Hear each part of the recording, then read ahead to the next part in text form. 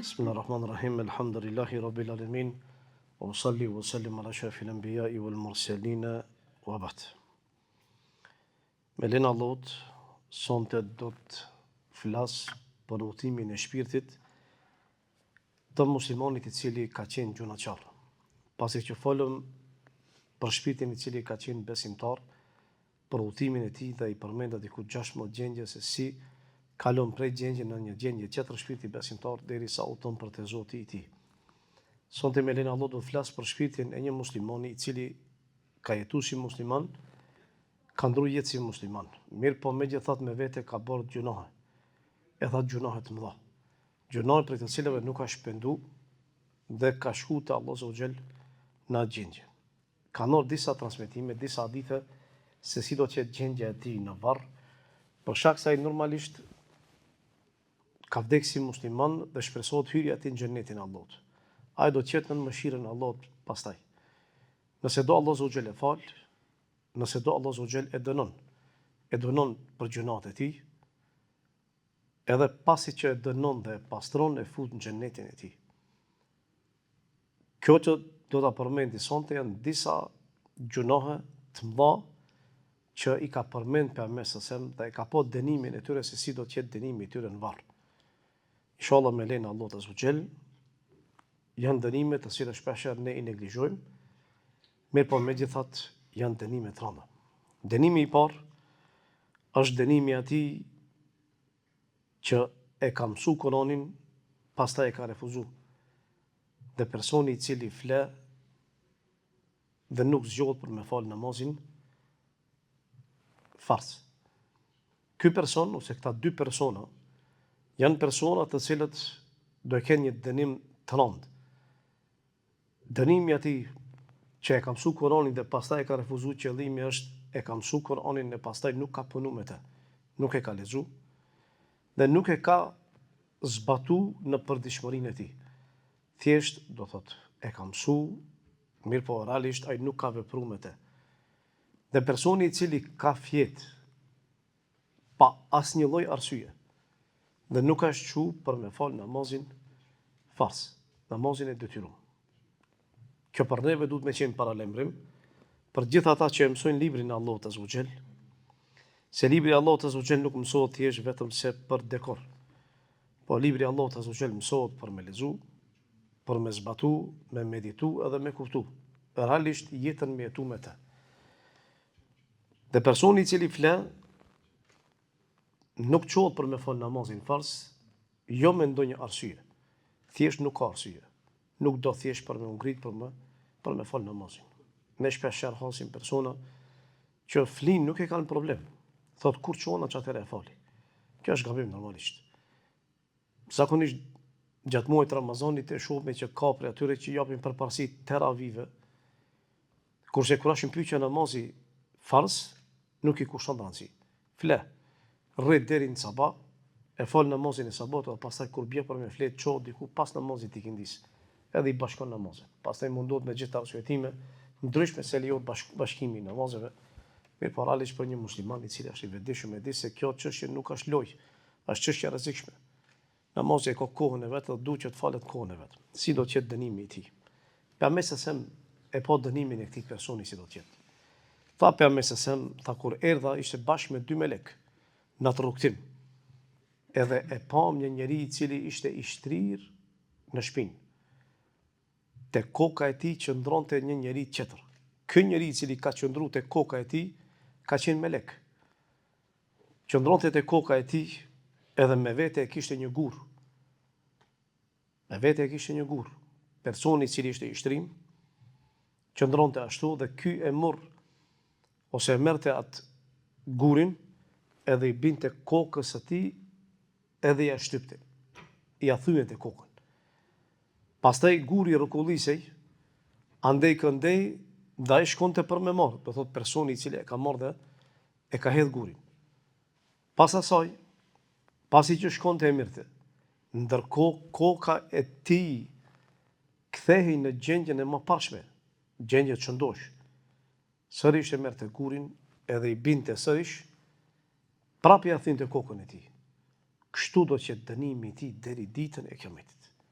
ky person e ka marrë dënimin në kokën e tij, sepse memorizimi i Kuranit është me kokë, ose gjendet kokën e tij, dhe poshtë gjumi ose vendodhja e gjumit ku është në kokën e tij.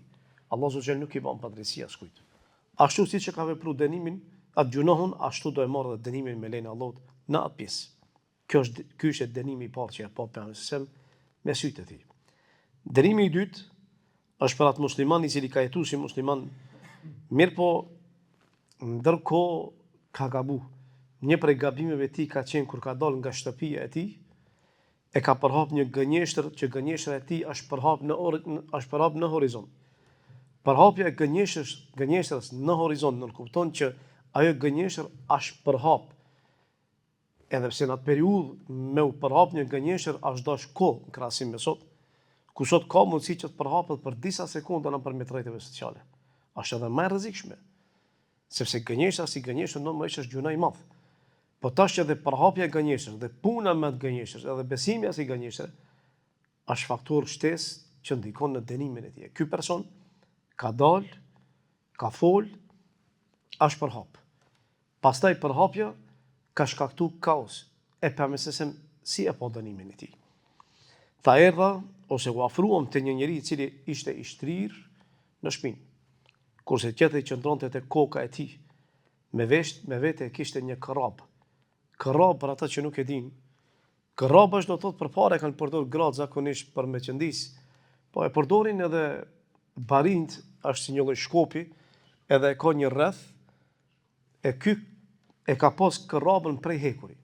Do të kërrabë e cila ka qenë sikur se tash me pas një shkop ose një hekur gjatë, edhe me qenë një lakes, por shkak se bariu zakonisht e ka përdor për me kap këmbën e kafshës.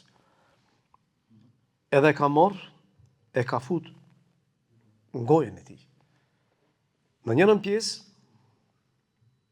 thot kërrabën që e mbante ja ka ngul në njërin skaj të ftyrës së tij. E ka marrë këto. Edhe pastaj tha e ka marrë, e ka tërheq, i ja shtyente faqen e tij deri te koka. Pastaj hundën e tij deri te koka, pastaj syrin e tij deri te koka. Pastaj prej njërës anë kalonte te ana tjetër. Derisa fillonte te pjesa tjetër, kjo ana e cila dënohej, ndëshkohej, kthehej në njëjtën gjendje që ka qenë më herët. Pastaj kalonte te tjetra anë, edhe ashtu vazhdonte dënimi i tij. Dhe kështu do që deri ditën e Kiametit, kur do që dita e ringjalljes. Ai dënohet në këtë formë në varrin e tij. Nëse pastrohet prej gjunohut, atëherë tamam, del para Allahut pa gjunoh. Nëse jo dhe ka ende gjunoh, atëherë dënimet e tij do të vinë edhe ditën e Kiametit. Ky është dënimi i atij personi i cili del nga shtëpia e tij dhe pastaj gënjen dhe gënjeshtra e tij përhapet në horizont. Dënimi i tretë është dënimi i zinaqarëve dhe zinaqareve. Dënimi i tyre është i rëndë. Personat të cilët e kanë shfrytzuar epshin e tyre në haram, padyshim se do ta marrin dënimin e tyre ashtu siç e kanë vepruar. Pejgamberi sa me pa këtë dënim.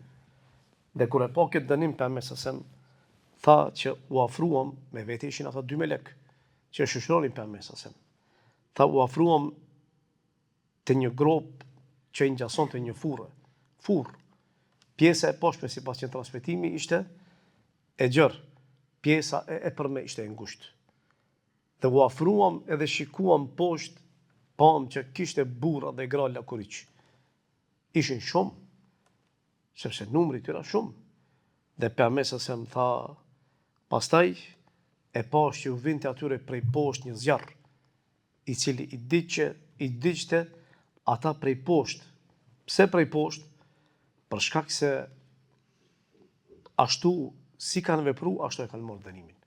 Ndërkohë dëgjoheshin ulërima dhe klithma, e kur u vinte prej poshtë zjarri dhe i diqte ata klithnin edhe ulëronin për dhembjes madhe që e ndjenin, dhe kështu do që dënimi i tyre deri ditën e Kiametit. Kur i pyeti pejgamberi melek se kush janë ata, tha zinaqarët dhe zinaqarët e këtij ummeti.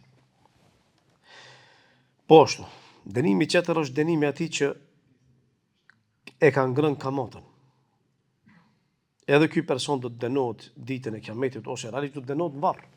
Për shkak se ajo që vjen më pas do të jetë ndryshe.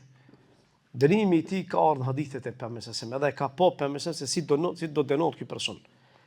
Tha erdhëm te një lum ngjyrë kuq që i ngjasonte gjakut. Dhe tha kur erdha e pam një njeri që notonte në atë lum. Notonte.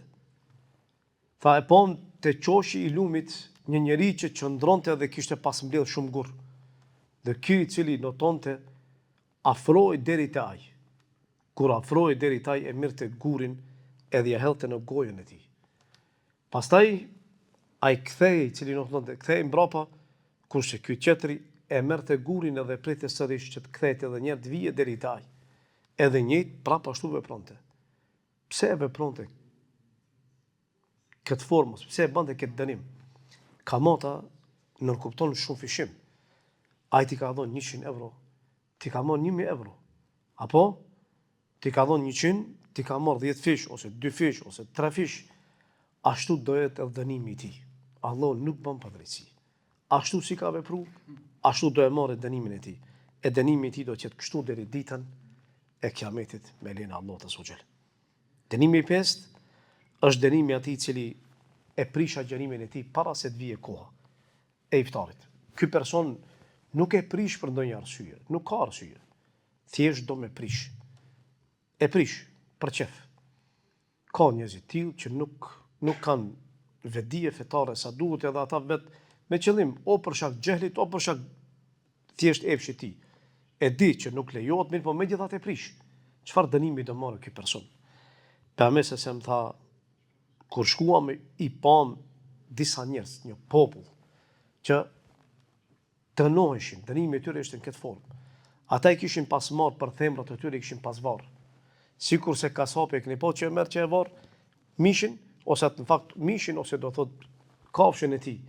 E kap për themrën e kafshës edhe lishonte poshtë me kokë. Ashtu ishin ata.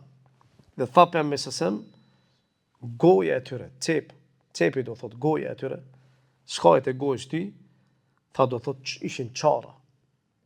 Edhe prej aty rrjedhte gjak. Kokat e poshtë, këmbët lart kanë qenë varra normalisht. Te poshtë gojën e kanë pas çome edhe ka rrjedh gjak. Edhe Pejgamberi i tha kush janë këta?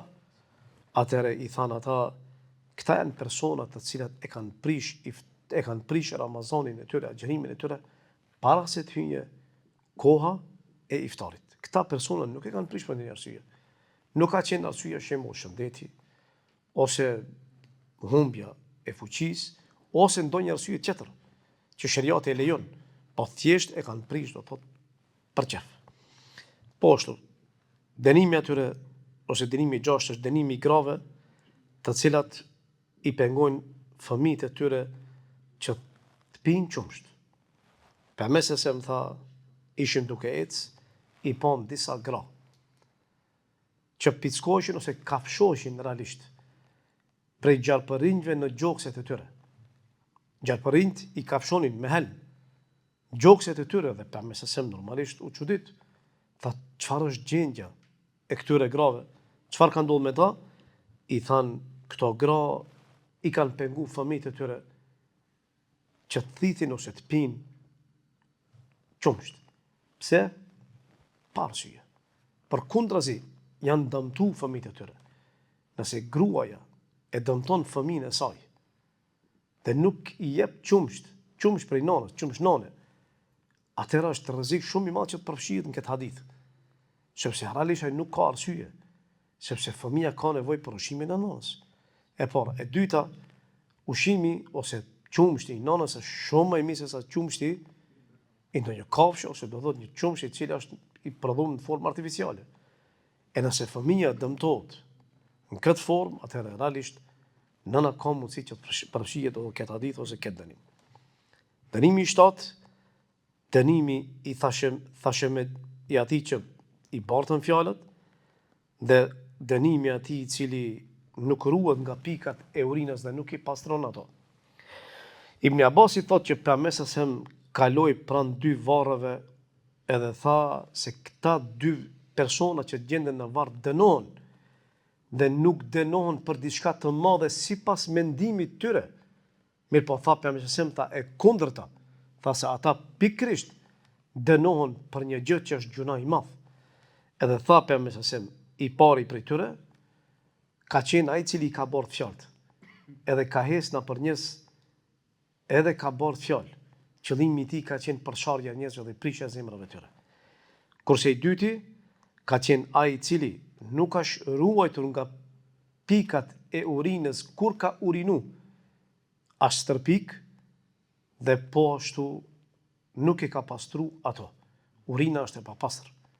Dhe nëse një pik urin ose më shumë pika bie në trup ose në rroba, ato duhet patjetër që të pastrohen ato pika ose në ato vende ku janë gjendë ose ku kanë ra ato pika për shkak se falja e namazit. Në gjendje nuk lejohet dhe namazi nuk është i pranuar, për shkak se e fal me papastërti. Prandaj duhet patjetër me u pastru. Me një hadith tjetër tha pejgamberi sa tha, a e dini se çfarë i ka ndodhur njërit prej bijve të Israilit? Bijt e Israilit kur goditeshin me diçka prej urinës, ata e merrnin do thot edhe këputnin atë pjesë, e heknin atë copë të rrobës që e kanë pas, derisa ky njeri u andaloi atë për këtë arsye ose për këtë shkak e mori dënimin e tij në varr dhe në këtë formë është dënuar. Po ashtu tha pejgamberi me një ditë tjetër, shumica që dënohen në varr janë ata pikërisht që nuk kanë pas kujdes me urinën e tyre. Gjitha këto hadithe dhe ka hadithe dhe tjera që aludojnë se çështja e urinës është e rrezikshme. Dhe duhet njeriu me pas shumë kujdes kur urinon, që pikat mos ta prekin trupin e tij. Nëse ndodh që e prekin, ta pastrojnë për shkak se falja e namazit nuk lejohet në gjendje dhe namazi i tij nuk është në rregull. Dënimi i 8 është dënimi i atij që neglizhon çështjen e borxhit. Ka njerëz që cilët marrin borxh për nevojat e tyre dhe kjo është tamam. Dhe është e lejuar dhe nuk është problem. Mirë po është problemi pastaj kthimi i borxhit. Nëse personi neglizhon dhe nuk ka interes fare për me kthy, edhe pse ka mundësi për me kthy, atëherë ky person është problematik. Dhe ky person atëherë duhet që normalisht të këshillohet, ta kthej borxhin e tij për shkak se borxhi nuk është lojë, është amanet, është hak i dikujt tjetër. E pejgamberi se më tha me një hadith që shoku juaj është peng i borxhit të tij, ka ndru jetë. Borxhi i tij ka mbet, dhe ai ka mbet peng i borxhit të tij. Me një hadith pejgamberi se më pyeti Abu Katadën, i cili e mori përsipër borxhin ta laje një borxhliut, tha çfarë bëre me ato 2 dinar? A i lajte? I tha ja Rasulullah, tha i lajta, tha tash, e tash tha ati tha i ftohet lëkura në varr. Do thotë që ka qenë duke u dënu deri në momentin që është la borxhi i tij. Momentin që është la borxhi i tij, atëherë është fladit do lëkura e tij, qëllimi është do thotë që në ato momente do thotë është lehtësu, do thotë dënimi i tij. Dënimi i 9 është dënimi i atij personi i cili përgojon. Pejgamberi sallallahu alaihi wasallam tha natën kur shkova, natën e Isras, natën e Mirajit, kur hipa në qiell, tha kaluam për një popull që thonjtë e tyre i kishin prej bakri. Edhe e merrnin, e shtyenin fytyrën e tyre dhe gjoksat e tyre. Do thotë, me ato thonjtë që i kanë pas, janë gërvisht, në fytyra dhe në gjokset e tyre. Pejgamberi i thash, çfarë është çështja e tyre o Xhibril? Xhibrili i tha, këta persona e kanë hangër, do thot, mishin e njerëzve dhe ua kanë cenu atyre nderin. Realisht gibeti, përgojimi, është ngrënia e mishit vllajt musliman dhe cënimi i nderit të tij. Ky do të jetë dënimi atyre që kanë përgoju, kurse dënimi atyre që i bartrin fjalët e pa marrë. Dënimi 10 është dënimi i dietarëve të cilët i kanë thënë njerëzit për të mirë dhe e kanë harruar veten e tyre.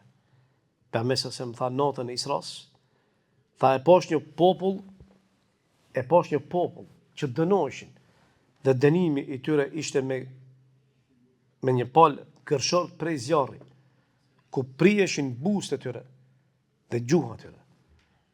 Edhe i thash, kush janë këta? Thanë, këta janë khotabat, ata që kanë ligjëru, prej ummetit tanë, në dunjo, ata i kanë urdhëru njerëzit me të mirë po e kanë harru vetën e tyre, dhe e kanë lexuar librin e Allahut, e fela yaqilun. Dhe megjithatë më thonë, nuk kanë mendu, nuk kanë logjiku. Dhe dënimi 11, dhe me këtë për përfundoj, është dënimi i atij i cili porosit, ose e pohon që dikush të vajtojë për te, ose ta vajtojnë. Pejgamberi sallallahu alaihi wasallam tha, i vdekuri dënohet në varrin e tij për shkak të vajtimit që të bëhet për te. E a ka faj ky njeri? Thonë dietar që ky njeri ka faj vetëm sa atëre, kur e di që është tradit e familjes së tij që të vajtohet i vdekuri, ose tradit e popullit të tij që të vajtohet i vdekuri, dhe ai nuk i këshillon dhe nuk e le amanet që mos vajtohet për te. A nëse i këshillon, edhe i porosit, dhe ata megjithatë nuk e respektojnë, dënimin e morin ata, kurse i vdekuri nuk ka dënim. Po qëllimi i dënimit është thjesht ai personi i cili e di që i vdekuri vajtohet, por nuk e ndal dhe nuk i këshillon.